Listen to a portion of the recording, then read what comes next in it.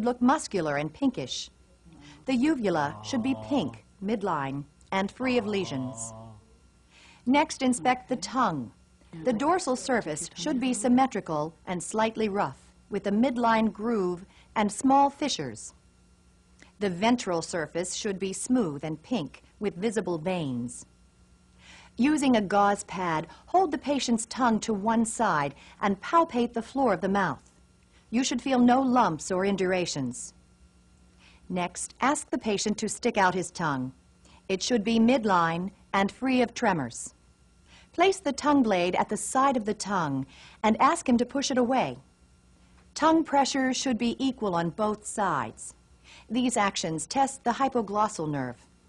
Check the glossopharyngeal and vagus nerves by depressing the tongue and having the patient say, ah. The soft palate should rise symmetrically, and the uvula should stay in the midline position. Instruct the patient to say, ah, again, and assess the pharynx and tonsils. Their mucosa should be smooth and pink. Grade the tonsils' size on a scale from +1 if the tonsils are visible to +4 if they touch each other. If the patient reported an impaired sense of taste during the health history, assess his facial and glossopharyngeal nerves by having him identify different flavors. Now tell me what you taste. Cinnamon. That's right. Lightly touch the back of his tongue with the tongue blade. He should gag. This test assesses the glossopharyngeal and vagus nerves. That's what it was supposed to do.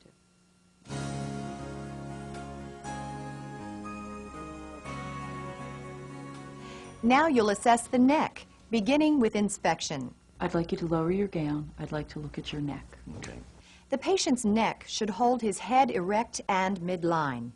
It should have symmetrical muscles and no swelling or masses. If you see swelling below the jaw angle, palpate this area to check for a parotid gland problem. Now assess the neck's active range of motion by having the patient touch his chin to his chest, turn his head to the right and left, tip his head toward his right shoulder and toward his left shoulder, and tilt his head backward. All of these movements should be smooth and painless. I'd like you to sit up straight, put your shoulders back. Next, assess the spinal accessory nerve. Apply resistance to the patient's shoulders as he shrugs them. Shrug your shoulders. The shoulder muscles should be symmetrical and able to overcome your resistance. Now have the patient turn his head to one side as you apply resistance to the side of his chin.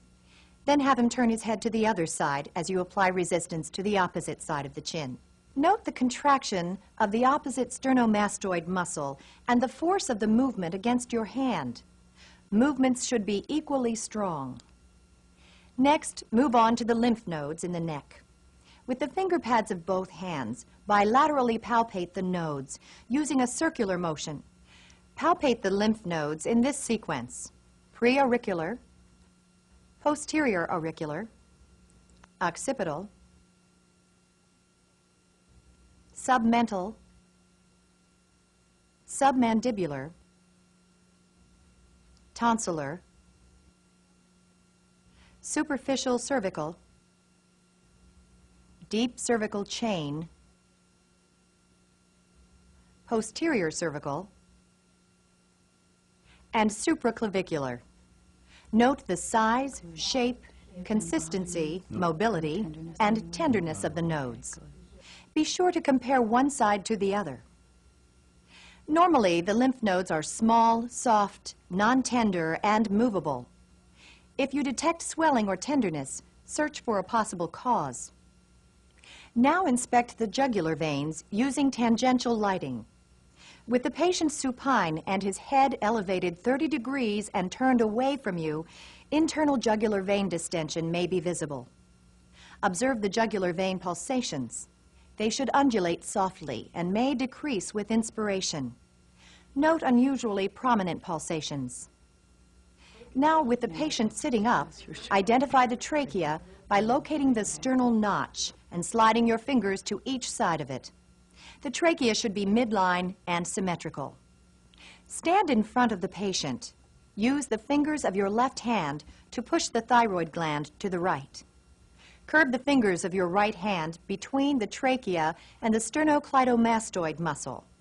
Then ask the patient to extend his neck and swallow. Extend your neck. You should feel the thyroid move up and down as he swallows. Then palpate the thyroid gland from behind. Place the fingers of both hands on the patient's neck with your index fingers just below the cricoid. Palpate both lobes and the isthmus. Instruct the patient to sip and swallow during the exam. Note the size, shape, and consistency of the thyroid. If the thyroid is enlarged, auscultate it for bruits with the bell of your stethoscope.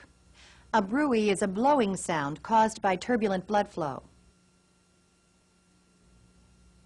Good, that was fine. Next, observe the carotid arteries for visible pulsations. Gently palpate the carotid arteries using your index and middle fingers. Remember to palpate one carotid artery at a time. Otherwise, you could block blood flow to the brain. Don't press too hard over the carotid sinus area located higher in the neck because this could cause vagal stimulation, which could slow the patient's heart rate. Now I'm going to listen to Next, have the patient take a deep breath and hold it as you listen to the carotid artery with the bell of your stethoscope. You should not hear a bruit.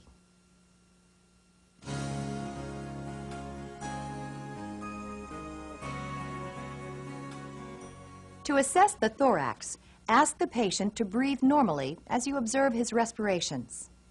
Respirations should be regular and symmetrical, and the accessory muscles should not be used. The patient should breathe comfortably while sitting with his arms at rest. Now move around slowly to the patient's back. As you do this, assess the anteroposterior and lateral diameters of the thorax. Normally, the lateral diameter is up to twice the anteroposterior diameter for a ratio of about 2:1.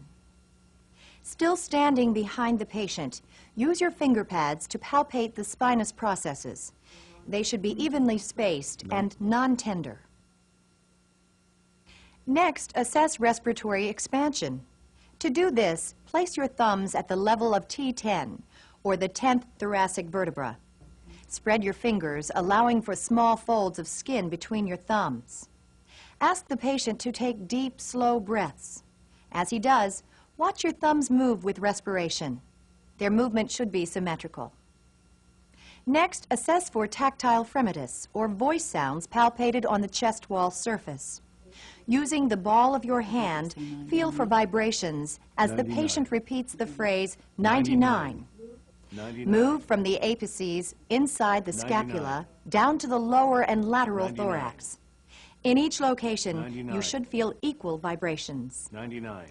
Now perform mediate percussion using a systematic pattern so you can compare the two sides. Resonance should be equal over the lungs. You should hear dullness over the diaphragm. Hyperresonance means you found an area of increased air in the lung or pleural space, as with a pneumothorax or acute asthma. Abnormal dullness indicates decreased air in the lungs, as with atelectasis or a buildup of pleural fluid. Now assess diaphragmatic excursion. To do this, ask the patient to exhale and then hold his breath. As he holds his breath, percuss from the scapula down to where the sound changes from resonance to dullness. Mark this spot with a pen. Now ask the patient to inhale deeply and hold his breath as you percuss further down to the new area of dullness. Mark this spot too. Repeat this process on the other side. Measure the distance between the set of marks on each side.